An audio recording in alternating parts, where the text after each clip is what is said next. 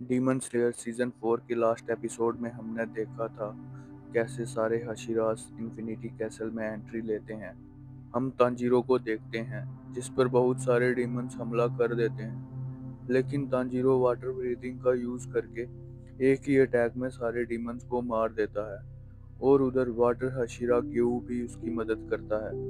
दूसरी ओर ओबिनाया serpent breathing से demons को खत्म कर देता है और मित्सुरी से पूछता है तुम्हें चोट तो नहीं आई।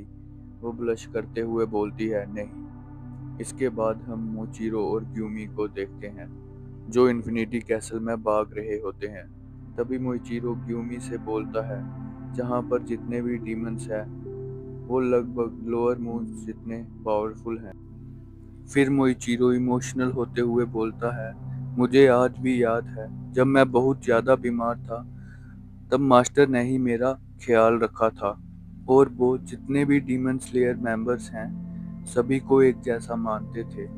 इसके बाद मोइचिरो गुस्से में कहता है मुजान किबुत्सुजी, तुमने मेरे मास्टर को नहीं बल्कि मेरे सेकंड फादर को मारा है। अब मुझे फर्क नहीं पड़ता तुम कितने पावरफुल हो, मैं तुम्हें नरक पहुंचाकर ही रहूंगा।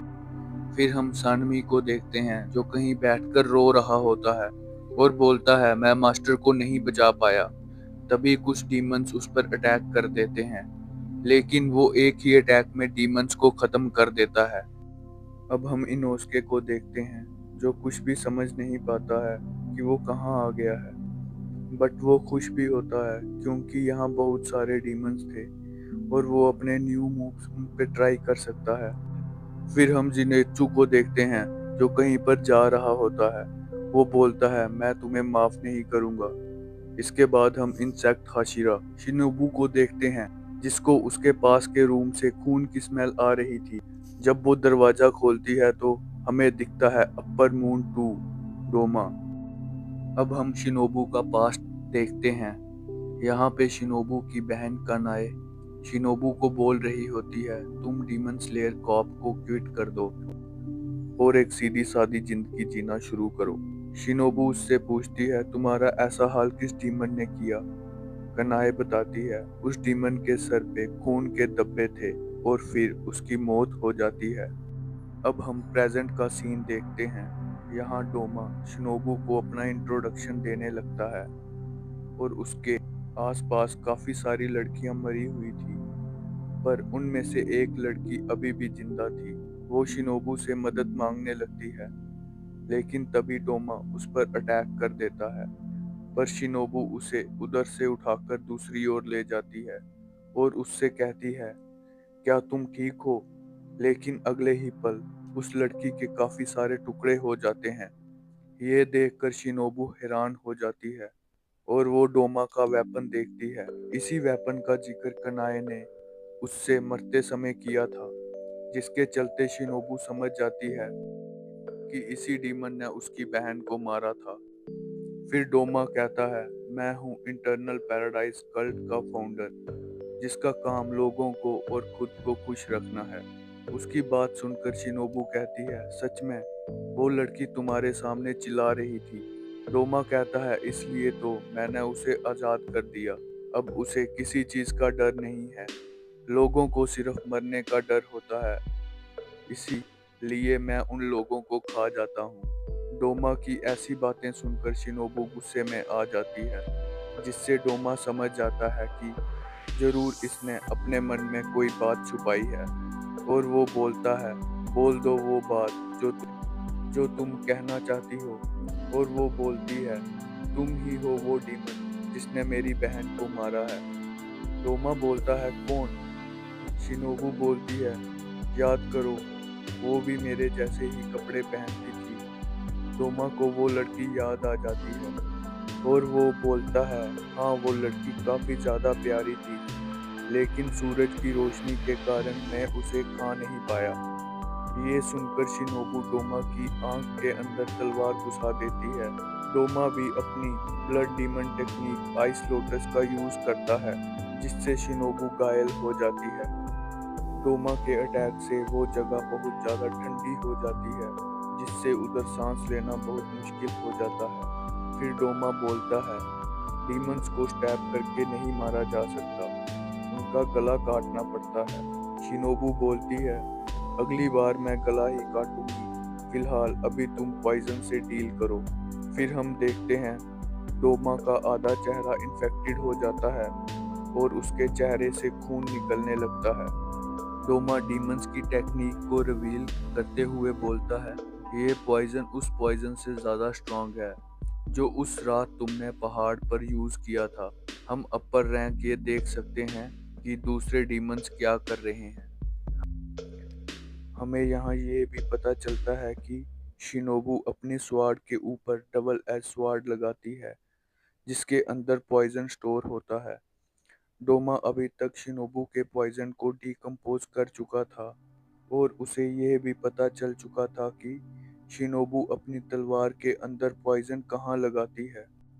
फिर वो शिनोबू को बोलता है, क्या तुम्हारा अगला अटैक मुझ पे काम भी करेगा?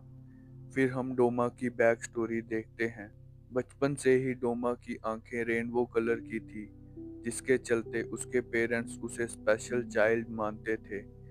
सब लोगों को लगता था कि डोमा गॉड की आवाज़ सुन सकता है। फिर उसके पेरेंट्स ने एक कल्ट स्टार्ट किया और बाकी लोगों को भी उसके बारे में बताने लगे। लोग उसके पास आकर उसे अपनी परेशानियां बताते थे। डोमा लोगों की बातें सुनकर रोने लगता था, जिसके चलते उसे लगने लगा कि गॉड एग्जिस्ट ही नहीं करते और आत्मा सिर्फ धरती पर ही रहती है। इसके बाद जितने भी लोग डोमा के कल्ट में आते वो उनको मार देता।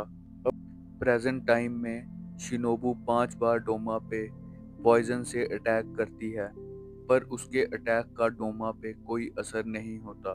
यह देखकर वो सोचने लगती है, हर अटैक के बाद इस पर पॉइजन का असर कम होता जा रहा है और साथ ही वो थकती भी जा रही थी। वो समझ जाती है कि क्यों एक अपर मून को हराना इतना मुश्किल होता है और डोमा हवा में अपना ब्लड मिक्स कर देता है, जिसकी वजह से शिनोबू को सांस लेने में दिक्कत हो रही होती है। डोमा कहता है, कब तक तुम बिना सांस लिए मेरे साथ फाइट करोगी? कभी ना कभी तो तुम्हें मेरे ब्लड डीमन आर्ट को इनहेल करना ही होगा, जो कि ऑलरेडी शिनोबू समझ चुकी थी। जिसके बाद शिनोबू बिना टाइम वेस्ट किए उस पर insect breathing compound eyes hexagon का यूज करके अटैक कर देती है, जो डोमा को लग भी जाता है। डोमा शिनोबू से कहता है, आज तक मैं जितने भी डीमन स्लेयर से मिला हूँ, तुम उनमें से सबसे ज़्यादा स्ट्रांग हो। और अचानक से शिनोबू का भी खून बहने लगता है। शिनोबू सोचती है, जब मैंने इस पे अटैक किया तब इसने भी मेरे ऊपर अटैक कर दिया। दरअसल वो अटैक इतना फास्ट था जो शिनोबू को दिखता ही नहीं। इस अटैक की वजह से शिनोबू उधर ही गिर जाती है। उसको गिरा हुआ देख डोमा हंसते हुए कहता है, तुम्हें तो मेरा सर काटना चाहिए था, पर तुम ऐसा नहीं कर सकती क्योंकि तुम्हारे हाथ काफी छोटे हैं। उसकी बात सुन के शिनोबू सोचने लगती है, काश मैं थोड़ी सी और लंबी होती तो मैं इस डीमन को जरूर खत्म कर पाती। तभी कनाए की स्पिरिट उसके सामने आती है और उसको खड़े होने को कहती है, लेकिन शिनोबू की हालत बहुत ही खराब हो चुकी थी। उसके लंग्स जम चुके थे और उसके लिए सांस लेना भी काफी मुश्किल हो गया था। कनाए शिनोबू को मोटिवेट करने लगती है, लेकिन डोमा भी उसकी ओर आ रहा था। पर अचानक से शिनोबू खड़ी हो जाती है, जो देखकर डोमा उसको बोलता है, तुम्हें हार मान लेनी चाहिए। लेकिन शिनोबू उस पर इंसेक्ट ब्रीदिंग 100 लैक बिलोज अटैक का यूज करती है, जो देख डोमा भी उस पर अटैक करता है। लेकिन शिनोबू की स्पीड काफ़ी तेज हो चुकी थी, जिस वजह से वो डोमा के अटैक को डॉज कर देती है और उस पर काउंटर अटैक कर देती है और तलवार उसके गले में घुसाते हुए उसे दीवार पर टांग देती है। फिर हम शिनोबू और कानाई की पास्ट लाइफ देखते हैं, जहाँ पे उसकी फैमिली काफ़ी खुश थी। लेकिन उनके घर पे एक डीमन हमला कर देता है, जिससे उनके पेरेंट्स तो मर जाते हैं, लेकिन स्टोन हाशिरा गियुमी उनको बचा लेता है। फिर वो दोनों एक दूसरे से प्रॉमिस करती हैं कि किसी के साथ वो ऐसा नहीं होने देंगी, जिसके बाद वो दोनों डीमन स्लेयर बन जाती हैं।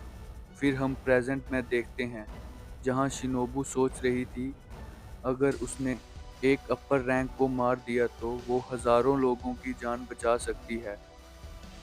फिर उसे याद आता है, तानजीरो ने एक बार उससे पूछा था, क्या तुम गुस्से में हो?